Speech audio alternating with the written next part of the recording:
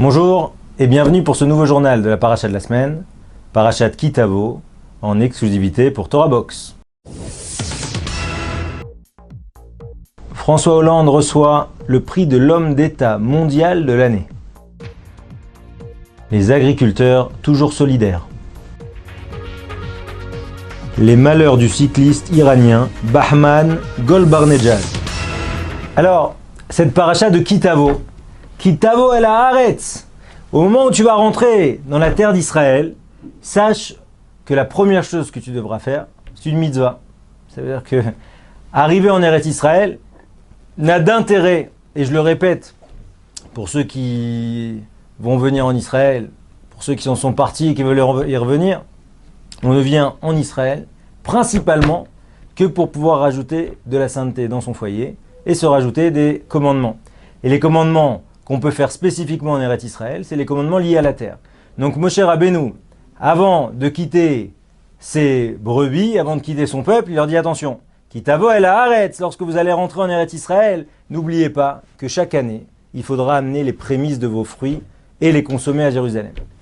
Alors, là-bas, la paracha de continuer et de dire qu'il y a tout un texte, on va voir le Kohen. Le Kohen, il fait ce qu'on appelle une tnoufa, ça veut dire qu'en fait, il prend le panier de bikurim, de prémices, et comme on fait un petit peu à Sukkot, d'accord, il fait tnoufa, trouma, c'est-à-dire haut, bas, devant, derrière, et on dit tout un texte, Arami, Oved Avi, le texte qu'on a l'habitude de lire au Seder de Pessah, que mon père était un esclave araméen, et qu'aujourd'hui on est libre, qu'on est sorti d'Égypte, et qu'on arrive jusqu'à amener ce moment extraordinaire où on a pu cultiver la terre, et on a pu, en plus, l'amener au Kohen, et obéir exactement au commandement de faire la trouma, troumat maaser, bikurim, enfin, tous les différents prélèvements qui sont nécessaires pour pouvoir éviter le tevel. Tevel, c'est-à-dire que c'est impropre à la consommation. Pour nous, le moussard des bikurim, il est très fort.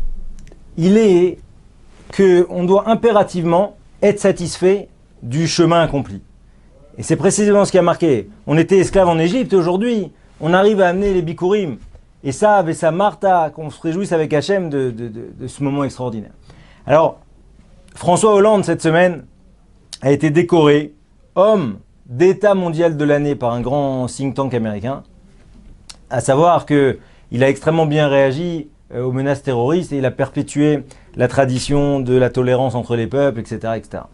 Maintenant, autre chose, Shabbat dernier, samedi dernier pour Martine Aubry, il y a eu un grand rassemblement de la gauche citoyenne. Et lors de ce rassemblement, Martine Aubry, qui est une des plus grandes détractrices de François Hollande, a dit que c'était un homme courageux, qu'il ne fallait pas attaquer son bilan. À savoir que finalement, François Hollande a très bien compris cette idée d'être satisfait de ce qu'il a déjà fait. Et Dieu sait qu'il aurait certainement pu faire beaucoup plus.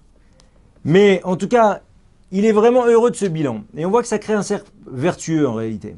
Puisque quand on a cette simcha-là des choses qu'on a fait, eh ben c'est un socle positif pour essayer de continuer à avancer.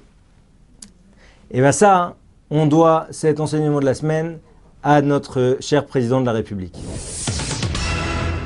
Comme je le disais, un morceau important de la paracha de la semaine, c'est un morceau relatif à la solidarité. À savoir que une fois qu'on a donné les bikurim, une fois qu'on a prélevé le maaser pour les léviim, donc c'est la principale source de revenus, on prélève le maaser ani. Le maaser ani, c'est les 10% qu'on devait donner aux pauvres et qui ressemble très largement à ce qu'aujourd'hui on appelle maaser ksafim, c'est-à-dire le maaser de l'argent, pour ceux qui essayent de le respecter, à savoir qu'on essaie de donner ces 10% de revenus libres, de revenus nets à des institutions ou pour aider les pauvres.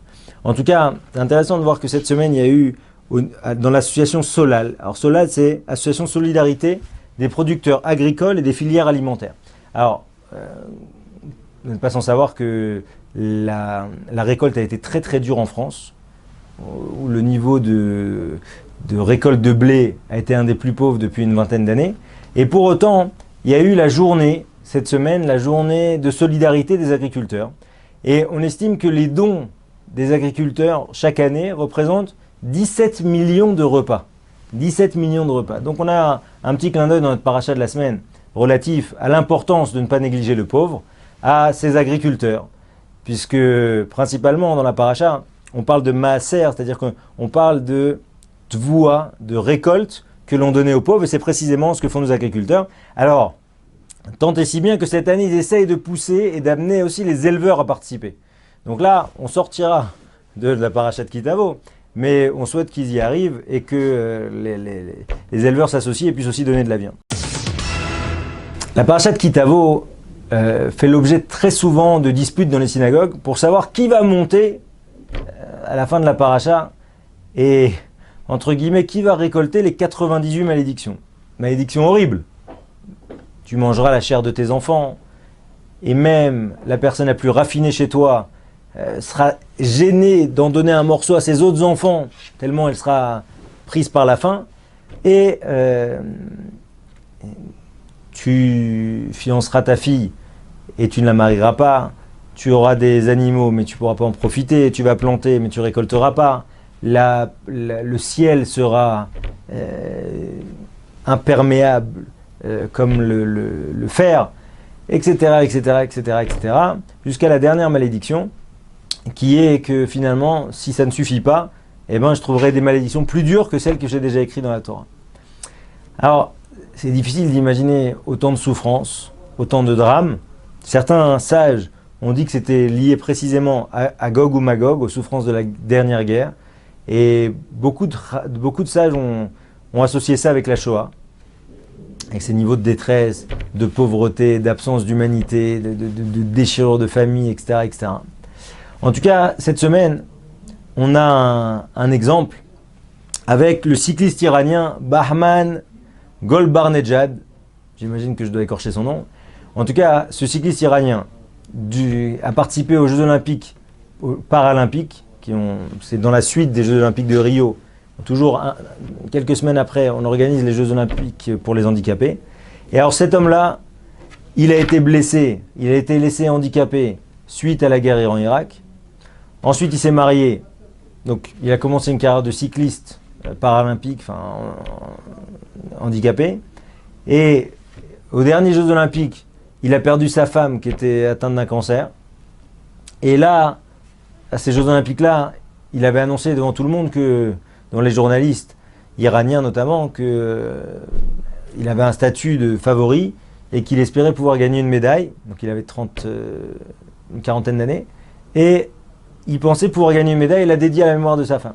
Le problème, c'est que la veille de l'épreuve, alors qu'il s'entraînait, il a fait un grave accident de la route et il a été plutôt rejoindre sa femme plutôt que de lui amener une médaille. Et donc le pauvre homme est décédé.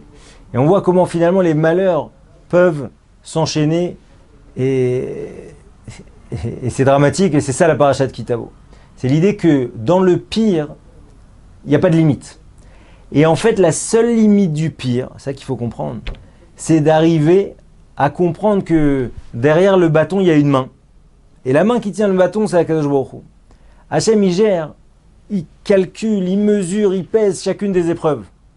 Et c'est pour ça qu'on a une mitzvah de prendre les choses avec joie. Il y a marqué que les malheurs de la paracha de Kitavo sont dus principalement Kilo tachat shelo avatem et Hashem besimcha ou betuv levav. À savoir qu'on n'avait pas servi à Kadosh Baruch Hu, on n'a pas réussi à servir Dieu avec joie et avec un cœur entier. Alors c'est très intéressant, on aurait pu penser que tous ces malheurs nous arrivaient parce qu'on avait abandonné Dieu, mais en réalité le démarrage de l'abandon de Dieu, c'est la tristesse.